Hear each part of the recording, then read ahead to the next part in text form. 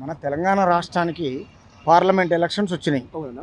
ఈ పార్లమెంట్ ఎలక్షన్లో మన ప్రజలకు అనుకూలంగా ఉండేటట్టు మీరు ఏ పార్టీ వస్తే బాగుంటుంది, తర్వాత ఆ పార్టీ రాష్ట్ర ప్రజలకు ఏం బాగు చేస్తుంది, అసలు ఆ పార్టీ ద్వారా డెవలప్మెంట్ వస్తుంది, ఆ విషయంలో ఫస్ట్ ఒక 2 పాయింట్లు చెప్తాను మీకు. రాష్ట్రంలో కానీ కేంద్రంలో కానీ బీజేపీ వస్తే రాష్ట్రం కానీ దేశం కానీ బాగుపడుతుంది అన్న. మనము దాదాపు ఒక 10 దశాబ్దాలకించి చూసుకుంటే రాముంది మందిర్ అని ఇట్లాంటి ఎన్నో మనకి వచ్చినాయన్న. ఈరోజు మన ఎకనామిక్ పరంగా కూడా 10 సంవత్సరాలకించి చాలా వ్యక్తంగా పెరిగింది మనకి ఎకనామికల్గా. అట్లా ఇప్పుడు చూసుకున్నట్టయితే మన రాష్ట్రంలో 2 సంవత్సరాలు బీఆర్ఎస్ పార్టీ పరిపాలించింది. ఆ బీఆర్ఎస్ పార్టీలో నిరుద్యోగులకి ఉద్యోగాలు లేవు, టీఎస్పీ పేపర్ లీకేజ్ అన్నారు, పేపర్ లీకేజ్ అయింది, ఇట్లా ఎన్నో లీకేజ్లో ఉన్నాయి. ఇప్పుడు వచ్చిన కాంగ్రెస్ పార్టీ అన్నారు వాళ్ళు 3 నెలలలో ఈ పథకాలు ఇస్తాం ఆ పథకాలు అన్నారు, ఇంతవరకు అవి కూడా పథకాలకే పోయింది. మన రాష్ట్రంలో ఇంతవరకు బీజేపీ పార్టీ అనేది చూడలేము మనము.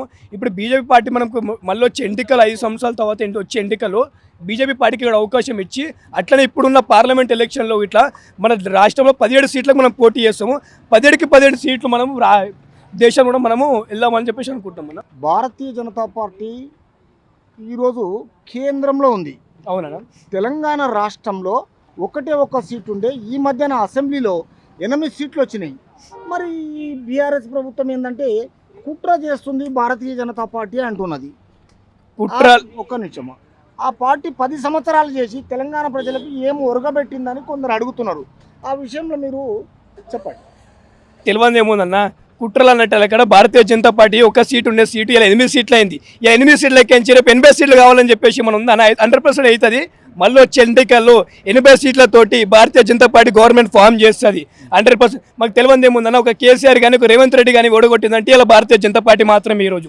కాబట్టి భారతీయ జనతా పార్టీ కూడా ఇక్కడ ఉన్న యువత కానీ ఎంతోమంది కూడా అడుగునది ముందుకేసారు. రాబోయే రోజుల్లో భారతీయ జనతా పార్టీ ఇక్కడ గవర్నమెంట్ అనేది ఫామ్ చేస్తుంది, 100% ఫామ్ చేస్తాయి. ఇప్పుడు 17 సీట్లు ఎక్కడైతే మనం సెంట్రల్లో పోటీ చేస్తామో ఆ 17 సీట్లు కూడా భారతీయ జనతా పార్టీకి 100% వస్తుంది. భారతీయ పార్టీలో కూడా 400 సీట్లు పార్లమెంట్ సీట్లు 400 సీట్లు కొట్టుకొచ్చి మళ్ళీ ప్రధానమంత్రి మన నరేంద్ర మోడీ ఎవరు అవుతారని చెప్పేసి 100% అన్నాం. ఇది మనకి గవర్నమెంట్ మొత్తం బయట తెలిసిందే టాక్ ఇది మొత్తం ఇది. తర్వాత ఇంకొక విషయం ఏంటిదంటే మీరు అన్నట్టుగా కేంద్ర మంత్రివర్యంలో భారతీయ జనతా పార్టీ 543 పార్లమెంట్లు సీట్లు ఉన్న తర్వాత 400 సీట్లు వస్తాయని మీరు అంటారు. ఈ 400 సీట్లు వచ్చిన తర్వాత తెలంగాణ రాష్ట్రానికి ఏం చేస్తుందని ఆలోచన చేస్తున్నారు? తెలంగాణ రాష్ట్రంలో అన్న చెప్పాలంటే ఎన్నో ఫ్లైఓవర్లు ఇప్పటికీ ఆగిపోయినాయి. మనకు చూసుకున్నట్టయితే ఇప్పుడు ఎగ్జాంపుల్ చెప్పాలంటే మన అంబర్పేటలో రామంతపూర్కి నుంచి చేనేంబర్ అది కూడా ఫ్లైఓవర్ కూడా ఆగిపోయింది. ఎందుకు ఆగిపోయిందంటే అన్న మనకి సెంట్రల్ గురించి కూడా కొంచెం బడ్జెట్ రావడం కాబట్టి ఆగిపోయింది. ఇప్పుడు ఎందుకంటే ఎలక్షన్స్ కూడా పడ్డాయి కాబట్టి ఆగిపోయినాయి.